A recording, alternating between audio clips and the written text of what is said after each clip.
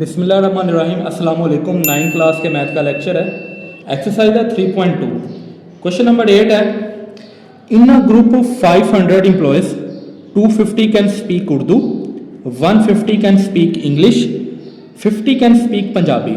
यानी कि एक ग्रुप है 500 एम्प्लॉयज़ का, उसमें 250 ऐसे एम्प्लॉयज़ हैं जो कि उर्दू बोल सकते हैं और 150 ऐसे एम्प्लॉयज़ हैं जो कि इंग्लिश बोल सकते हैं और 50 ऐसे एम्प्लॉयज़ हैं जो कि पंजाबी बोल सकते हैं। यानी कि ये 3 नंबर्स का सेट आ गया। पहले हमने 2 वाला कर लिया था, ठीक है। उसके बाद 40 can speak Urdu and English. 40 ऐसे एम्प्लॉयज़ हैं जो कि उर्दू और इंग्लिश दोनों बोल सकते हैं। 30 can speak both English and Punjabi. यानी कि 30 ऐसे एम्प्लॉयज़ हैं जो कि इंग्लिश और पंजाबी दोनों बोल सकते हैं। इसी तरह 10 can speak Urdu and Punjabi, और 10 ऐसे एम्प्लॉयज़ हैं जो कि उर्दू और पंजाबी दोनों बोल सकते हैं। रिक्वायरमेंट क्या है? How many can speak all 3 languages. कितने ऐसे मजदूर होंगे जो कि तीनों लैंग्वेजेस बोल सकते हैं। इसमें बताया नहीं गया कि तीनों कितनी लैंग्वेजेस बोल सकते हैं, क्योंकि हमारे पास 500 एम्प्लॉयज़ हैं। अब 500 में हर एम्प्लॉय कोई ना कोई लैंग्वेज बोल रहा है, यानी कोई फ्री नहीं बैठा होगा, ठीक है। रेशो हमारे पास सारी कैलकुलेशन आ गई है। सबसे पहले इसको वेन डायग्राम से समझ लेते हैं। देखें ज़रा, ये एक यूनियन का सेट है आपके पास। ये आपके पास सर्कल आ गया ए का, ये आपके पास है बी का सर्कल, और इसी तरह ये है सी का सर्कल, ठीक है। अब देखें ज़रा, हमारे पास ए कौन सा सेट है। अगर हम ए सेट रख लेते हैं कि ए जो हमारे पास ऐसे एम्प्लॉयज़ हैं जो कि इंग्लिश बोल रहे हैं। ए जो सेट है वो ऐसे एम्प्लॉयज़ हैं जो कि उर्दू बोल रहे हैं। बी वाला जो है ऐसे एम्प्लॉयज़ जो कि इंग्लिश बोल रहे हैं, और सी वाला जो पंजाबी बोल रहे हैं। आप यहाँ पे मेंशन भी कर लें ताकि आसानी हो जाए। ये उर्दू के लिए, ये इंग्लिश के लिए, और ये पंजाबी के लिए, ठीक है। अब देखें ज़रा, ए और बी यानी उर्दू और इंग्लिश में ये वाला पोर्शन दोनों का कॉमन आ गया। ए और सी में देखें ये कॉमन आ गया, बी और सी में ये कॉमन आ गया, ठीक है, ये वाला पोर्शन। लेकिन ये जो पोर्शन है वो तीनों का कॉमन है, ठीक है, वो तीनों लैंग्वेजेस का कॉमन है। हमने ये चीज़ निकालनी है, ठीक है। तो रूल कौन सा लगेगा हमारे पास? Principle of inclusion and exclusion, ठीक है, फॉर 3 सेट्स।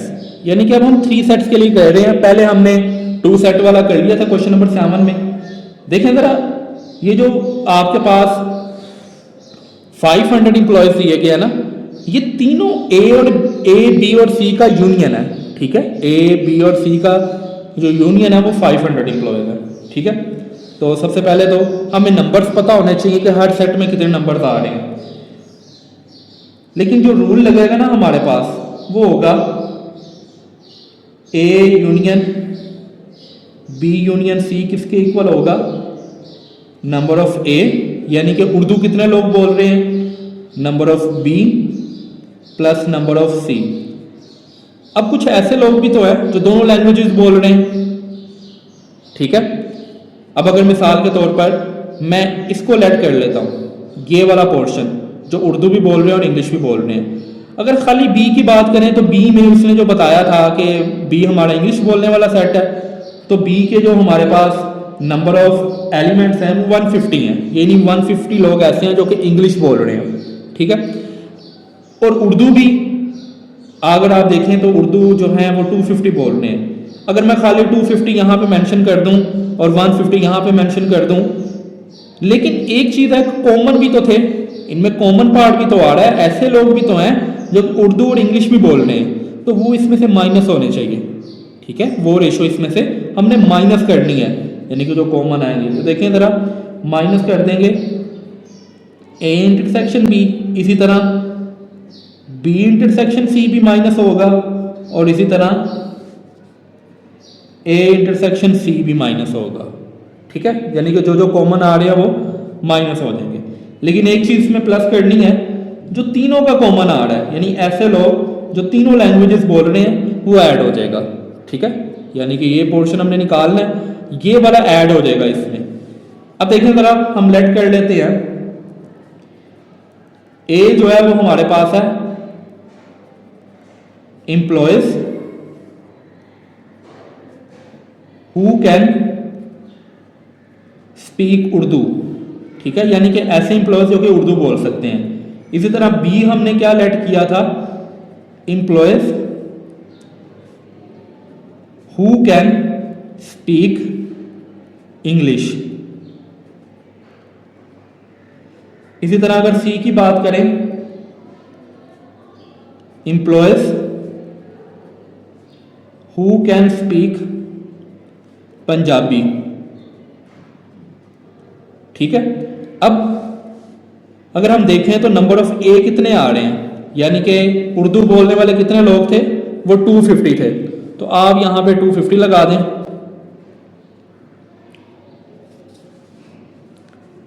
तो आप यहां पे 250 लगा दें। ठीक है, और इसी तरह नंबर ऑफ बी अगर देखें, यानी कि employees who can speak English, तो इंग्लिश बोलने वाले कितने एम्प्लॉयज हैं हमारे पास, वो 150 हैं। यानी कि नंबर ऑफ बी कितने आ गए, 150 आ गए हमारे पास। ठीक है, इसी तरह नंबर ऑफ सी, यानी कि पंजाबी बोलने वाले लोग, वो क्वेश्चन में गिवन है कि हमारे पास जो पंजाबी बोलने वाले लोग हैं वो 50 हैं। ठीक है, यानी कि 50 लोग ऐसे हैं जो कि पंजाबी बोल रहे हैं। अब आ जाते हैं कि कॉमन जो चीजें हैं हमारे पास, यानी कि number of A intersection B, यानी कि ऐसे कितने इंप्लॉयज हैं जो कि उर्दू और इंग्लिश बोल रहे हैं। ए से हमने ए वाले को उर्दू लेट किया था और बी वाले को इंग्लिश लेट किया था। तो उर्दू और इंग्लिश बोलने वाले कितने इंप्लॉयज हैं, वो 40 आप क्वेश्चन में देख सकते हैं। इसी तरह बी इंटरसेक्शन सी की बात करें, यानी कि ऐसे इंप्लॉयज जो कि इंग्लिश भी बोल रहे हैं और पंजाबी भी बोल रहे हैं, तो वो आपके पास 30 हैं। और इसी तरह ए इंटरसेक्शन सी, यानी कि ऐसे इंप्लॉयज जो कि उर्दू और पंजाबी बोल रहे हैं। ठीक है, उर्दू और पंजाबी बोलने वाले कितने हैं, 10। ठीक है, ये हमारे पास सारे नंबर्स आ गए हैं, एक रहता है हमारे पास, यानी कि A union B union C जो है वो हमारे पास कितना है, 500। ठीक है, ये 500 हमारे पास है। हमने निकालना क्या इसमें से, हमने A intersection B intersection C निकालना, यानी ऐसे इंप्लॉयज जो तीनों लैंग्वेजेस बोल सकते हैं। तो हम फार्मूले में वैल्यू पुट करेंगे, ये जो फार्मूला हमने लगाया है, principle of inclusion and exclusion of 3 sets, इसके अंदर वैल्यूज पुट करेंगे। तो देखें जरा, A union B union C का हमारे पास क्या आंसर आ रहा है, तो हमारे पास इसकी वैल्यू 500 है। उसके बाद नंबर ऑफ ए जो है वो 250 है, number of B 150, number of C 50 है, माइनस कर देंगे number of A intersection B. ठीक है, तो ए इंटरसेक्शन बी हमारे पास 40 है, माइनस बी इंटरसेक्शन सी कितना 30, माइनस ए इंटरसेक्शन सी कितना है हमारे पास 10, प्लस आपके पास number of A intersection B और इंटरसेक्शन सी ऐसे आ जाएगा, क्योंकि ये मालूम करना है हमने, तो इसको फिल वक्त ऐसे लिख लेंगे। ओके, 250 प्लस 150 प्लस 50, तो ये आ जाएगा आपके पास 450, माइनस ये माइनस वाली वैल्यू को अगर ऐड कर लें तो हमारे पास 80 आ जाता है, बाकी ऐसे ही रहेगा आपके पास। ये दोनों आपस में माइनस हो जाएं तो आपके पास आ जाएगा 370, और ये आपके पास ऐसे ही आ गया। अब देखें जरा, ये 370 इधर जाके माइनस होना है। मैं ऐसे कर रहा हूं कि ये इक्वेशन को अरेंज करके भी लिख लेता हूं और 500 में से माइनस कर लेता हूं 370, तो इनको माइनस करने से आपके पास आएगा 130। ठीक है, यानी कि 130 ऐसे इंप्लॉयज हैं जो कि उर्दू इंग्लिश और पंजाबी तीनों बोल रहे हैं। ठीक है, क्वेश्चन नंबर 9 है, इन स्पोर्ट इवेंट, स्पोर्ट का इवेंट है, 19 people wear blue shirt, 15 wear green shirt, 3 wear blue and green shirt, 4 wear cap and blue shirt and 2 wear a cap and green shirt. Total number of people will either a blue or green shirt or cap is 34। How many people are wearing caps? Caps का इसने नहीं बताया हुआ, cap हमने मालूम करनी है। एक और चीज़ नहीं बताई हुई इसमें, पहले क्वेश्चन समझ लेते हैं। एक स्पोर्ट का इवेंट है, 19 पीपल ऐसे हैं जिन्होंने ब्लू शर्ट पहनी हुई है, 15 ऐसे हैं जिन्होंने ग्रीन शर्ट पहनी है, 3 ऐसे पीपल हैं जिन्होंने ब्लू और ग्रीन शर्ट दोनों पहनी है, ठीक है। इसी तरह 4 ऐसे हैं जिन्होंने कैप और ब्लू शर्ट पहनी है, और 2 ऐसे हैं जिन्होंने कैप और ग्रीन शर्ट पहनी है। देखिए कैप का जिक्र नहीं हुआ था कि कैप हैं कितनी, ठीक है, कैप, इसलिए उसने कहा कि आपने बताना है कितने लोगों ने कैप पहनी हुई है, ठीक है, हमने ये मालूम करना है। दूसरा इसमें यह भी नहीं है कि कितने लोग ऐसे हैं जिन्होंने blue shirt, green shirt or cap तीनों पहनी है, ठीक है, तो वो चीज़ है नहीं, लेकिन वो मालूम करने के लिए भी नहीं कहा गया, तो हम उसको ज़ीरो रखेंगे, ठीक है। जब हम क्वेश्चन सोल्व करेंगे तो उस वैल्यू को ज़ीरो रख लेंगे। तो सबसे पहले तो हम सेटेलाइट कर लेते हैं ना हमारे पास। देखिए ज़रा बी वाला जो सेट होगा हमारे पास, पीपल वेयरिंग ब्लू शर्ट। इसी तरह जी वाला जो सेट होगा, पीपल वेयरिंग ग्रीन शर्ट। ये नाम आप अपनी मर्जी से जो मर्जी रख सकते हैं, इसमें कोई रोक टोक नहीं है, ठीक है। और सी पीपल वेयरिंग कैप्स, ठीक है। अब देखें जरा नंबर ऑफ बी कितने हैं, यानी कि ऐसे पीपल जिन्होंने या ऐसे लोग जिन्होंने ब्लू शर्ट पहनी है, तो ब्लू शर्ट कितने लोगों ने पहनी थी? 19 ने, ठीक है। इसी तरह नंबर ऑफ जी कितने हैं, यानी जिन्होंने ग्रीन शर्ट पहनी है वो 15 है, और नंबर ऑफ सी जिन्होंने कैप पहनी है, ये हमने मालूम करना है, ठीक है। अब देखें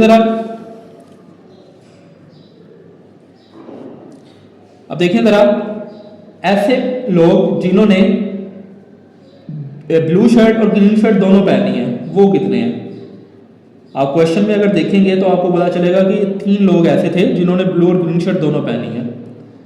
इस तरह कैप और ब्लू शर्ट 4 लोगों ने पहनी है, और कैप और ग्रीन शर्ट जो है वो 2 लोगों ने पहनी है, ठीक है। टोटल कितने लोग हैं, यानी कि बी यूनियन सी यूनियन जी, ये हमारे पास 34 है। कुछ बुक ऐसी होंगी जिसमें ये 34 की जगह पे 25 या कोई और वैल्यू हो सकती है, तो उससे जो है ना वो आंसर नहीं आ रहा, लेकिन जो एक्चुअल है ना, जो टेक से पहले बाय मिस्टेक 25 लिखा गया था, लेकिन यहाँ पे एक्चुअल वैल्यू 34 आपने लिखनी है, ठीक है, तभी आपका आंसर आएगा, अदरवाइज आपका आंसर जो बुक के पीछे है वो नहीं आएगा, ठीक है। अब हमने मालूम क्या करना है, नंबर ऑफ सी, यानी कि कैप कितने लोगों ने पहनी हुई है।